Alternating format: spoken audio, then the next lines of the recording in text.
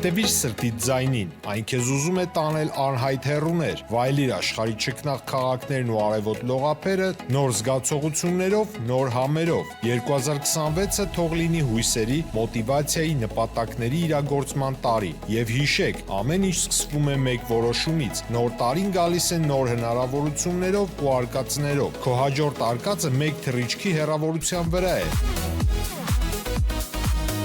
Travel with M 095 89 20 48 Մարև ձեզ արգելի հեռուստատիտողներ, մենք շարունակում ենք կարևորագույն թեմաների քննարկումները, այսօր ես զրուցել եմ քաղաքական գործիչ Արա Վարդանյանի հետ, շնորհակալ եմ պարոն Վարդանյան մեր շնորհակալ համար։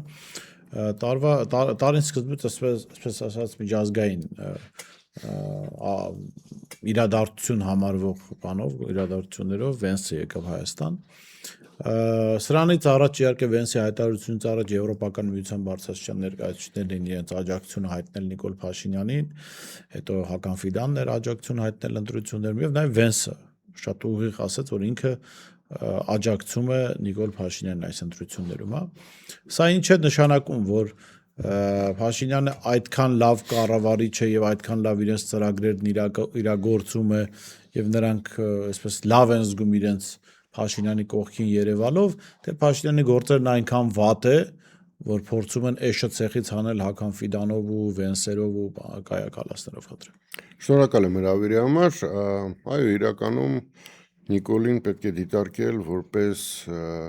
այսպես կոչված հավաքական արևմուտքի եւ Թուրքիայի եւ Ադրբեջանի բոլոր իղձերի կատարող եւ ցավով պետք է նշենք, որ այսօր նա կարողանում է ի հաշիվ Հայաստանի անկախության, ի հաշիվ Արցախի հանրապետության, ի հաշիվ հայ առաքելական եկեղեցու իրականացնել իր գլխին դրված բոլոր ծրագրերը եւ ակնհայտ է, որ քանի նա դա շարունակելու անել, նա ստանալու է աջակցությունը տարբեր երկրներից, այդ թվում նաեւ ԱՄՆ-ից։ Վենսի այցելությանը եթե մենք դիտարկենք այդ այցելությունը, ապա նախ եւ առաջ պետք է ասենք, իհարկե գովելի է, որ աշխարհի հզորագույն երկրներից մեկի փոխնախագահ առաջին անգամ այցելում է Հայաստան։ Հիմա այս առումով ուրախությունից բացի պետք է նաև գնահատման ինչ-որ չափորոշիչներ ունենք, հա, ի վերջո ինչ տվեց այդ այցը,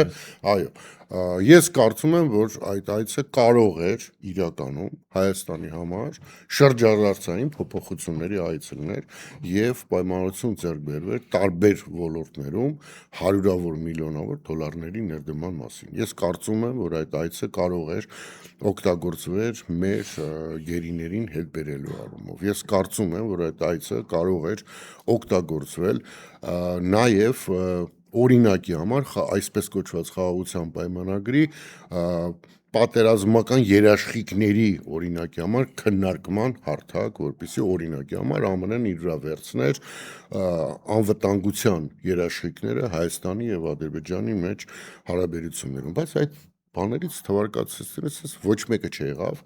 եղան հայտարարություններ, եղավ այն հայտարարությունը, որ Հայաստանը եւ ԱՄՆ-ը ավարտեցին այդ 1, 2, 3 համայնքների քննարկման փուլը,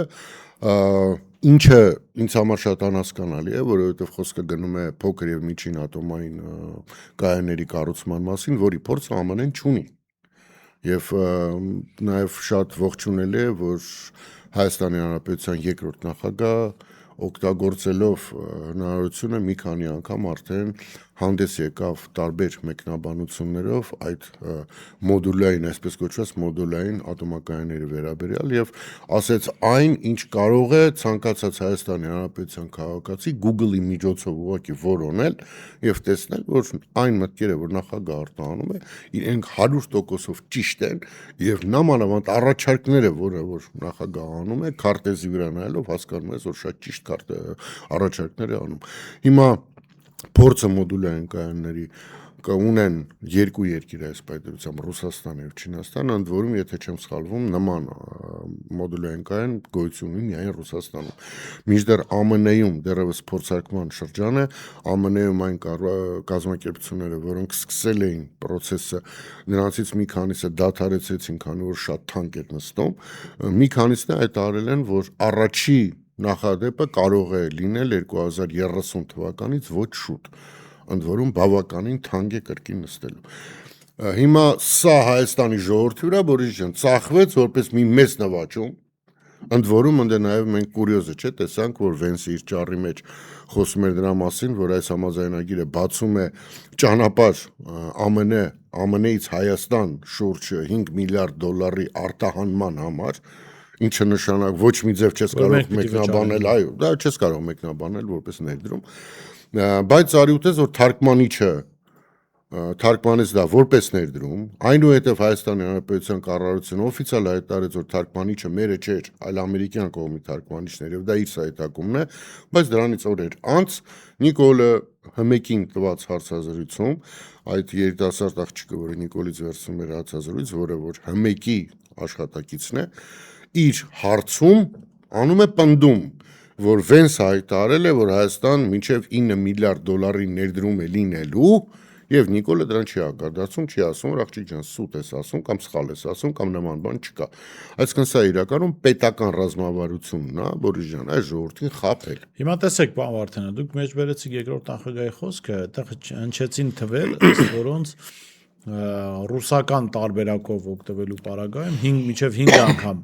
էժան կարելի է ատոմական կառուցել եւ չհաշված այն առավելությունը, որ Ռուսաստանը կառուցած ունի, Միացյալ Նահանգները չունի, այսինքն մեր վրա դրբի փորձ են։ Չինաստանը ընդհանրապես չինական տարբերակ մինչև 6 անգամ ավելի էժան պիտի լինի, այսինքն ծրագիր, որը կարելի է իրագործել, ասենք 3 միլիարդ դոլարով լավագույն դեպքում Նիկոլ Փաշինյանը ուզում է իրագործել 9 միլիարդ դոլարով։ Սա ինչու է արվում։ Կա կարծիք, որ այստեղ մեր տաղավարում որոշ փորձագետներ ասել են, որ սա ինչ որ իմաստով Միացյալ Նահանգների կառավարությանը կաշառելու փորձ է, որ օգնեն Նիկոլ Փաշինյանը վերընտրվի, այսինքն ես կվերընտրվեմ 9 միլիարդ մեր այս փոքր տնտեսության վրա պարտք կդնեմ եւ ձեր տնտեսություն կներդնեմ։ Ես եթե անկեղծ այդպես չէի մեկնաբանի, նախ եւ առաջ ասեմ, որ ես խորապես կասկածում եմ, որ ԱՄՆ-ն երբևիցե Հայաստանում կառուցելու է փոքր, միջին կամ մեծ ատոմակայան։ Ապագան ցույց կտա ճիշտ եմ կասկածը, թե ոչ։ Ես իրոք խորապես կասկածում եմ։ Սա ուղղակի մի բան էր, որ կարելի է օթում խոստանալ, ժողովրդի մեջ առաջացնել ինչ որ ոգևորություն, հետո ոչինչ բան չանել։ Սա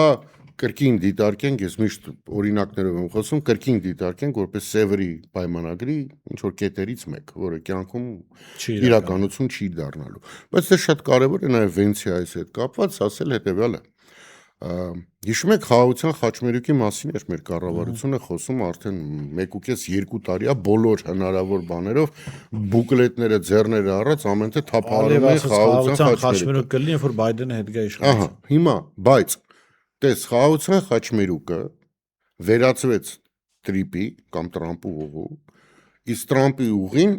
ինչպես ամբողջ աշխարհը բացառությամբ Նիկոլի, շանս ինքն էլ լավ հասկանում ողոքի ժողովրդին չի ասում, իրականության մեջ Ադրբեջանը Նախիջևանի եւ Թուրքիայի ցամաքային կապով կապելու մասին ծրագիր է։ Այդ ծրագիրը չունի այլ բաղադրիչ, հասկանում ես, այսինքն այս ծրագրի շահառուն Տրիպի կոնկրետ Ադրբեջանը եւ Թուրքիան են։ Այս ծրագրից նաև քաղաքական առումով, քաղաքական լծակների առումով զգալիորեն կարող են շահել ԱՄՆ-ն եւ Իսրայելը։ Ինչու, որովհետեւ կասկածի տակ է դրվում Հայաստան-Իրան կապը, որ Իրանի համար իրոք շատ կարևոր է։ Այսինքն քաղաքական առումով մենք տեսնում ենք, որ լրջագույն շահ ունի թե ԱՄՆ-ն, թե Իսրայելը Իրանի վրա սխմելու համար եւ նաեւ Չինաստանի, որտեղ Չինաստանն էլ է հետարկված այդ ուղով, իսկ տնտեսական առումով, ռազմական առումով շահառուները երկուսն են՝ Թուրքիան եւ Ադրբեջանը։ Այսինքն խաղաղության խաչմերուկը շատ սահուն դարձավ Ադրբեջանը Նախիջևանի հետ կապող կորիդոր ու վիճել նրա մասին, որ սա իրականում միջանցք է, անիմաստ է։ Ընդ որում Բորիս ջան, ես դեռևս 3-4 տարի առաջ TV 5-ի տաղավարում մի անգամ ասեցի եւ ցավալով դա նշեցի, ասի որ այս պահին աշխարհում կա մեկ հարց. ով է լինելու Ադրբեջան Նախիջևանին կապող ճանապարհի տերը, Ռուսաստանը թե ԱՄՆ-ն։ Ես դա ասել եմ եւ ասել եմ որ պայքարը հիմա միայն դրա մասին է։ Եթե ժամանակի նոյեմբերի 9-ի փաստաթղթով մենք ինչ որ զիջումների դիմաց, բայց պահում էինք Արցախը, դրանից հետո 2023-ից հետո մենք այլևս ոչ զիջելու բան ունենք, հասկանում ես, ոչ է տալու բան ունենք, որտեղ այն ժամանակ կար հասկացողություն, որ լավ, այստեղ դու մի քիչ զիջում ես, բայց դրա դիմաց ստանում ես Լաչինի միջանցքը եւ պահում ես Արցախը։ Հիմա ոչ Լաչինի միջանցքը կա, ոչ Արցախը կա, բայց մենք շարունակում ենք տվողի դերում լինել, ընդ որում նպատակը հետեւյալն է, հա, Ադրբեջանը միացնել բանին, Նախիջևանին։ Չենք ուզում միացնենք։ Իխի ինչի եք հիմա այդ ծրագիրը ընդհանրապես քննարկում։ Միգուցե այդ ծրագրի որպես հակառակում պետքա դնել պահանջ արցախցիների վերադարձի իրավունքի, ասել որ եղավ շատ լավ, եկեք քննարկենք ձեր իրար միանալը, բայց դրա դիմաց Արցախահայությունը պետք է վերադառնա։ Թեման փակել են այս մարդը։ Հենց այդ ասում ես, այսինքն մենք նույնիսկ ես մի քանի օր առաջ Բորիսյան դա էլ եմ ասում, որ արցախցիների վերադարձի իրավունքը Հայաստանի համար կենսական շահ է։ Եթե մենք այդ իրավունքը չենք բարձրաձայնում եւ չենք փորձում հայերի շահերը այդպես առաջ տանել, ապա մենք իրականության մեջ մենք հանձնում ենք մեր ձեռում եղած քաղաքարտերից վերջի մնացածը։ Պարոն Վարդանյան, երկրորդ նախագահ Ռոբերտ Քոչարյանը իր ասուլիսում մի առաջարկ էր հնչեցրել, որ ըստ որի Հայաստանը պիտի ամեն բան անի հասնելու համար նրան, որ այդ Տրամպի ուղով Նախիջևան մտող երկաթուղին գա երասխ եւ երասխով, այսինքն Հայաստանի տարածքով Թուրքիա, ինչը կդարձնի այդ ուղին ոչ միայն ադրբեջանա-թուրքական շահերը սպասարկող ճանապարհ, այլ նաև հայկական եւ Հայաստանի երկաթուղիները կմիացնի միջազգային ցանցին։ Իշխանությունները երկար ժամանակ չէին արձագանքում, հետո վերջերս Նիկոլ Փաշինյանը իբրև ձև տվեց, թե այդ ծրագրի իրագործմանը խանգարում է Ռուսաստանի կառավարումը հայկական երկաթուղիներում, բայց նկատենք, որ օգոստոսի 8-ին Վաշինգտոնում ստորագրելով փաստաթուղթ, օգոստոսի 22-ին Ադրբեջանն ու Թուրքիան հայտարարում են, որ սկսում են Կարս Դիլիջու այդ Նախիջևան երկաթգծի շինարարություն եւ շինարարությունը ընթանում է ակտիվորեն։ Այսինքն սա այն շինարարությունն է, որով Հայաստանը շարունակելու է մնալ մեկուսացման մեջ, այսինքն Տրամպի ուղին աշխատելու է Ադրբեջանի համար, բայց այն չի աշխատելու Հայաստանի համար։ Դրա մասին խոսացել է նաև Ալիևը։ Այո, Ալիևը խոսեց նաև Մյունխենի անվտանգության այդ համաժողովում օրերս եւ նաև ծաղրեց ըստ էության Նիկոլ Փաշինյանին, հիմա լավ ծաղրած ու չի ասում, բայց լրիվ ուրիշ ձև է ծաղրում, ասում է ձեր այդ հայ լրագրողի հարցինի պատասխանը, ասում է ձեր խաղաղության խաչմերուկը կիրագործվի այն ժամանակ, երբ որ Բայդենը հետ գա իշխանության, այսինքն դա անհնար է, հա։ Բացի դրանից, սա է ցինիզմ է, ծաղրը Նիկոլ Փաշինյանի նկատմամբ, լավ չի ամաչում այս մարդը, որ այսքանից հետո խոսում է, որ Տրամպի ուղին դա միջանցք չի, բանը ասա, մյուս կողմից տեսնում որ ժողովրդին ոնց կարողանում կերցնում այս թեմաները, որովհետև սկզբում հիշում եք ասում էր սա միջանցք չի ճանապարհը, հետո ասացին որ back office, front office կլինի, իր վերջին արձազրույցում ասաց որ front office-ում կլինի արհեստական բանականություն։ Այնտեղ լավ առաջարկ հնչեց, ասացին եթե արհեստական բանականությունը այդքան լավն է, թող կառավարությունում ձեր փոխարենն էլ դա լինի, հաստատ այսպիսի բաների չի գնա։ Դες նախ Ալիևի Մյունխենյան հարթակներում տեղի ունեցած թե հարցազրույցները, թե ելույթները նախ եւ առաջ խոսում են նրա մասին, որ այն ամենը, ինչ Նիկոլ ասում է, ուղղակի սուտ է։ Ալիևը կրկին դրեց նախապայման համանդրության փոփոխության։ Իհարկե հայտարարեց, որ դա իրենց վերջին նախապայմանն է։ Ընդ որում, որpիսի մեր ժողովուրդը ճիշտ հասկանա, սա էլ ամենակարևոր կետերից մեկն է։ Տեսեք, խաղաղության պայմանագիրը, երբ որ ստորագրվում է, դա չի նշանակում, որ Ադրբեջանը այլևս չունի տարածքային պահանջներ Հայաստանի նկատմամբ։ Բացառապես չի նշանակում, որովհետև հենց այդ նույն պայմանագրով ամրապնդված է, որ դեռևս պետք է իրականացվի սահմանազատման գործընթացը։ Իսկ Ալիևը գաղտնիք չէ, որ պետական տարբեր լրատվամիջոցներով տված հարցազրույցներում Ադրբեջանի կողմից տարբեր միջազգային հարթակներում պնդվող իրականությունը այն է, որ իրանք կոնկրետ աչք ունեն թե Սյունիքի վրա, թե Սևանի վրա եւ թե Հայաստանի այլ տարբեր տեղանունները կարող ենք նշել, հա։ Այսինքն պետք է մեր ժողովուրդը հստակ հասկանա, Բորիս ջան, որ խաղաղության պայմանագիրը ստորագրելով բացարձակապես դա չի նշանակելու, որ արդեն խաղաղություն է, ոչ, դա ուղղակի լինելու է մեկ քայլ, որից հետո պետքա լինի սահմանազատումը, որը մենք մեր դառը փորձից ելնելով արդեն շատ լավ գիտենք, որ որտեղ տեղի է ունենում սահմանազատում, մենք հետ ենք քաշում, ադրբեջանցիները առաջ են գալի։ Տավուշի մարզը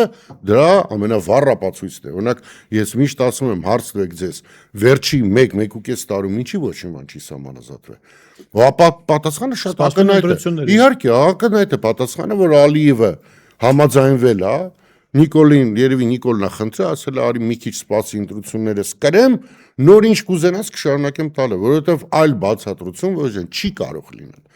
Որտեղ սահմանազատման process-ը մի այնպիսի բան է, որ այս 1.5 տարվա մեջ կարող են մի ամբողջական մարզ սահմանազատեն բրցնեն։ Բացառյութես որ չեն անում։ Իսկ դա մենակ դրա մասին է խոսում, որ հենց process-ը շարունակվի, մենք էլի տարածքներ ենք տալու։ Բացի դրանից, Ալիևը նորից խոսած, ընդ որում էլի ժողովրդի տված մանդատը շահարկելով կասել։ Միանշանակ ասել ժողովուրդն է դա ասել։ Ու տես, նաև Ալիևը խոսած կրկին բացացրեց այսպես կոչված բռնի տեղահանվածների իրենց պատմական հողեր վերադառնալու հարց, հա, 300,000 ադրբեջանցի վերադառնալու։ Ընդ որում շատ հետաքրքիր է, նա խոսում էր անգլերեն,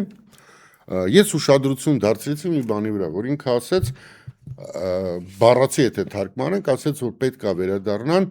այսօրվա Հայաստանի տարածքը։ Ինքը չասեց, հասկանում ես, Armenian territory։ Ինքը ասեց today's Armenian territory։ Եվ ասած մենք դրանց ասում ենք արևմտյան ադրբեջանցի։ Այո, բայց իրոք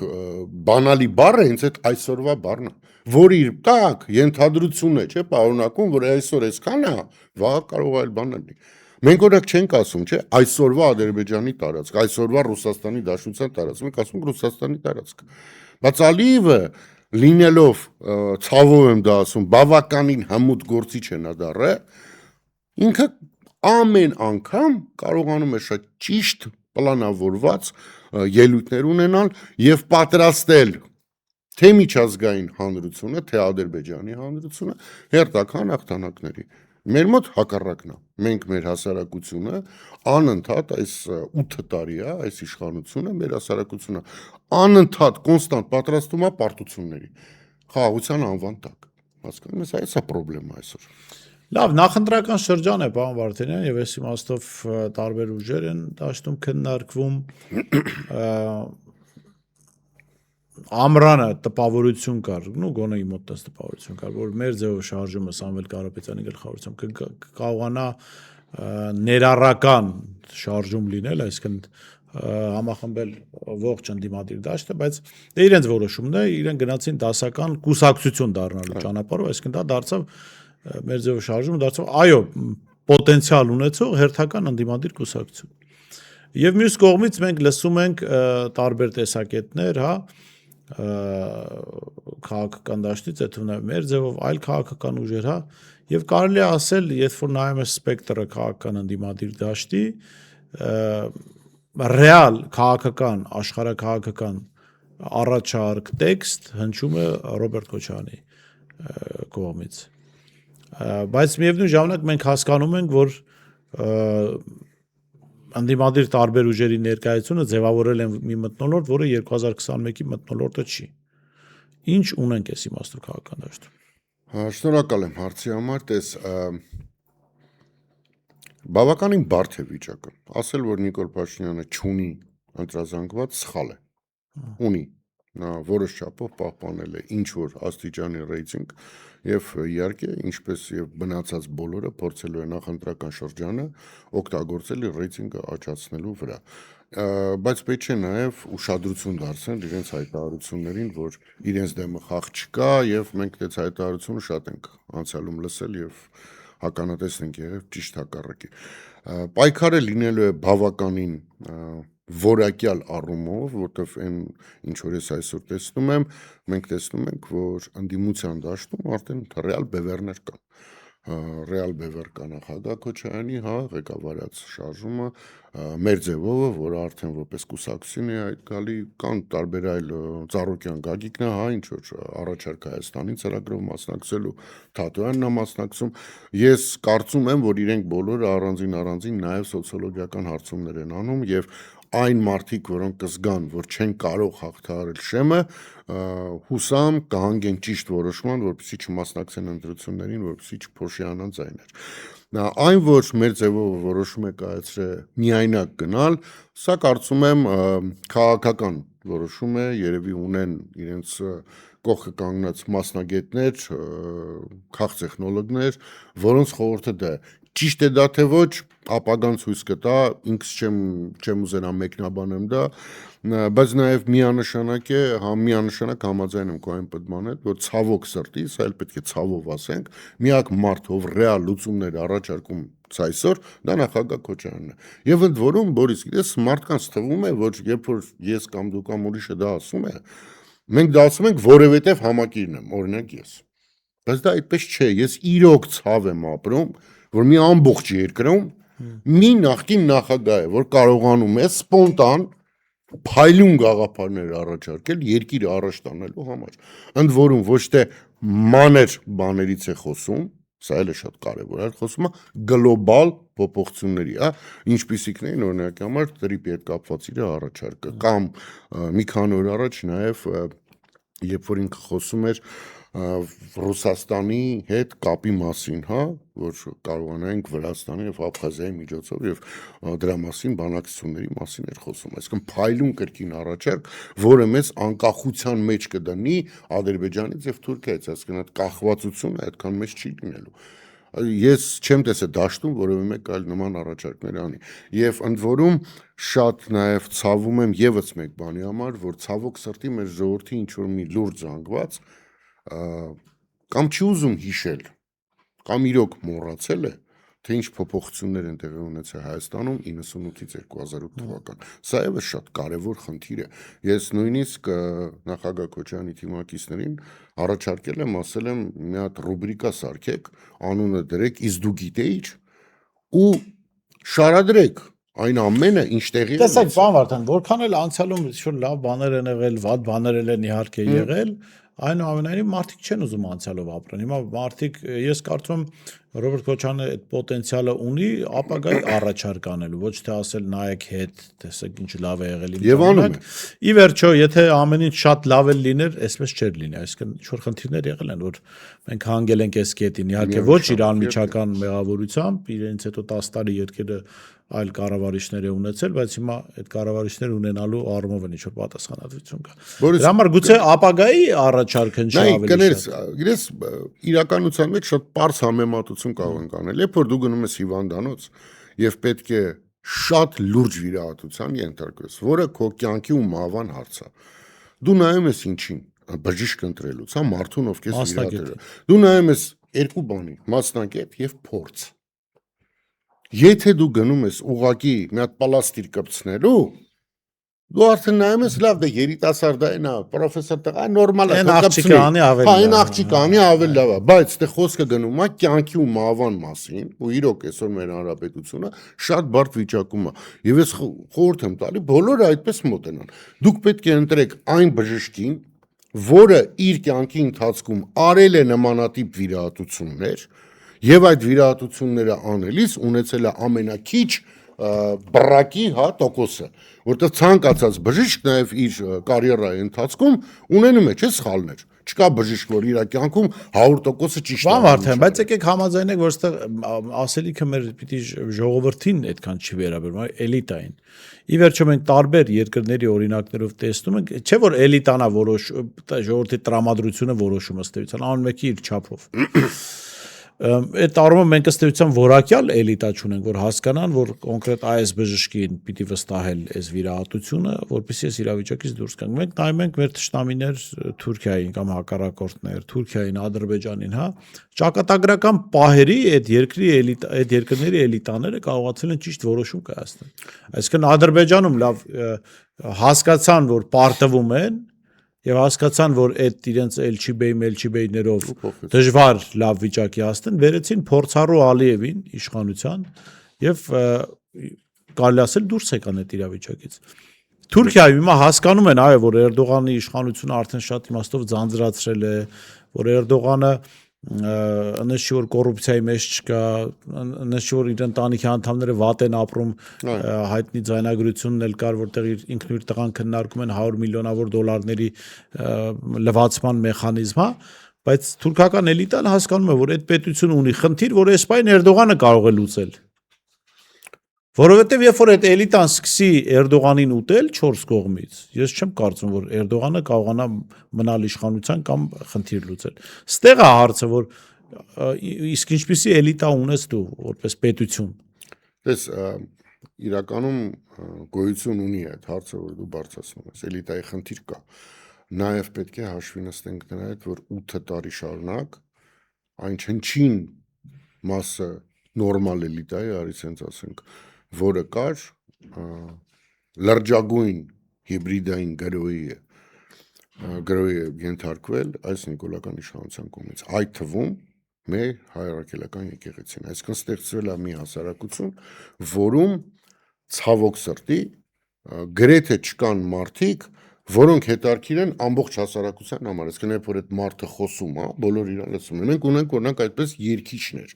հա, որոնք ռաբիզ երգում են, ազգով լսում ենք, բայց այդ ռաբիզ երգիչը, եթե 2 բառ քաղաքականությունից խոսա, իրանք սկսեն չլսել։ Մեր հասարակությունն է տենց, ու գիտես, մի շատ հետարքիր քեզ բան ասեմ, ես այն օրը նայում էի հարկայինի կայքում առաջի այդ 20-30 ամենախոշոր հարկ վճարողները եւ եկան եզրակացան, որ եթե մեր բյուջեն կարողանար խոսալ կամ հարկային այդ հաշվետվությունը կարողանար խոսալ եւ բնութագրեր մեզ, ապա ինքը կասեր հետեւյալը, որ դուք հայերդ իրենց ընդերքը առանց սահմանների օգտագործող օր ու գիշեր խաղամոլությամբ զբաղված պարտկով ապրող ժողովուրդ եք։ Իմ այս 3 ասացի մեջ Հայաստանի Հանրապետության քաղաքացիների 99%-ը իրանց կգտնի։ 99%, որովհետև մեր խոշոր հարկատուների ցուցակը դրա մասին է խոսում։ Մեր ժողովուրդը ճգռում է վարկերի տակ, ուղղակի ճգռում է։ Բանկերի այդ ահավոր մեծ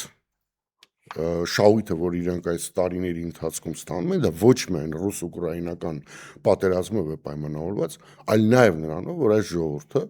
ուղղակի ոտից գլուխ վարկերի տակ թաղված է։ Երկրորդը պետությունը կարծեք թե պետական բյուջեն միայն ուզում է ծախսել բանկերի համար, այսինքն ինչ են անում։ Ենթադրենք քաղաքացիները կարող են որևէ ծրագիր իրականացնել, պետության միակ գործառույթը այն է, որ բանկային տոկոսները ֆինանսավորի, այսինքն ոչ թե աշխատում են այնպես, որ բանկը տոկոսները իջացնի, կամ աշխատում են, ասենք, ուղիղ քաղաքացու հետ, ասենք, այն գումարը, որ մենք նվեր պետք է տանք բանկին, եկեք մենք տանք ձեզ, գնացեք գյուղատնտեսական ծրագիր իրագործեք, չէ՞։ Այսինքն այն հեծանիվ առնելուց սկսած մինչև ֆերմաներ կառուցելը եւ ջերմոցներ կառուցելը պետությունը իր վրա վերցնում է բանկի եկամուտը, բայց պետությունը դա Նիկոլ Փաշինյանի հոր ընտանեկան բյուջեն չի, դա քաղաքացիների վճարած հարկերն են։ Ես մի անգամ միտք եմ ասել, նորից ասեմ, այս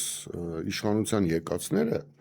եկել էին Ռոբին Հուդի դիմակով բոլորը։ Այսինքն իրանց գլխավոր թեզը որն էր, Բորիսից ու Արայից վերցնենք, տանք ձեզ ժողովուրդ ջան։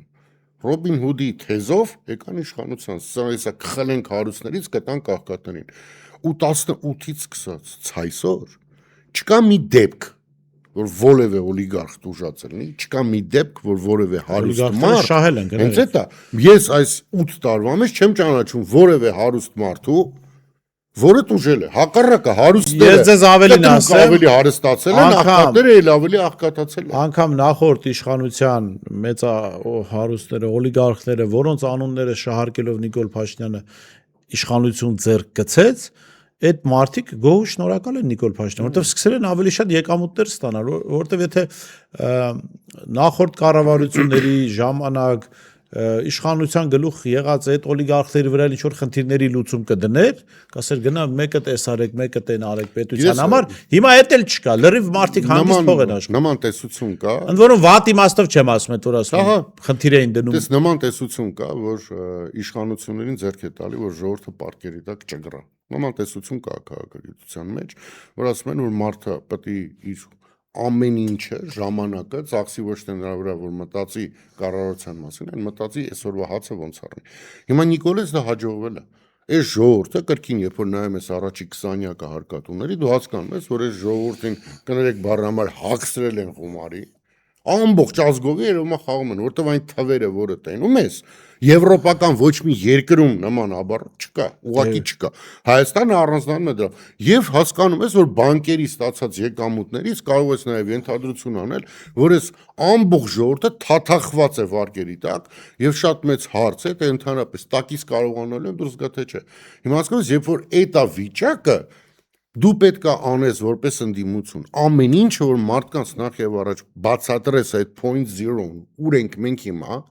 ուր եք դուք հիմա օրինակ ձեր տան բյուջեն մի հատ նայեք բոլորը առանձին բանկերում վարկերի տակ պարտքեք մեկը հեռախոսի մեկը տան մեկը էսի միջի ու դա չի նշանակում որ դուք ավելի լավ եք ապրում որ վարկի տակ եք մտել ոչ դա էլ է սխալ ասել դա ընդհանրապես լավ ապրելու հետ որևէ կապ չունի լավ այն է որ գնում ես առնում ես այդ հեռախոսը փող դերիկում է Դա նաև ընդդիմության բանն է, չէ՞ որ մենք կարողանանք ժողովրդին բարձրացնել այդ 0.0-ն, որտեղ ենք մենք հիմա, եւ ուր ենք մենք ձեզ ուզում տանել։ Եվ այդ առումով կրկին, հա, նախագահ Քոչարյանը կոնկրետ առաջարկներ է անում, որոնք մարդիկ կարան չհասկանան, բայց եթե մի քիչ խորը մտածեն, կհասկանան, որ այդ ամեն առաջարկության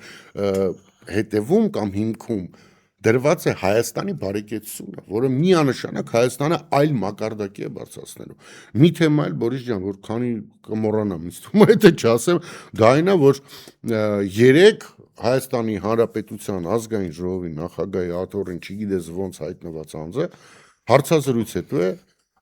ռուսական, ասենք, ընդդիմադիր, շատ ընդդիմադիր մի հերոստատեսության դոժձին։ Արի ասենք ընդդիմադիր չէ, ռուսական պետության դեմ գործող։ Ռուսական պետության դեմ գործող։ Դոժձը ճանաչված է որպես ինոագենտ եւ գործում է Եվրոպական միության տարածքում։ Նախ եւ առաջ իմ համար որպես մարդ անհասկանալի է թե ինչ ես դոժձին տալի ինտերվյու, նույնիսկ եթե Ռուսաստանի մասին վատ բաներ դի խոսաս,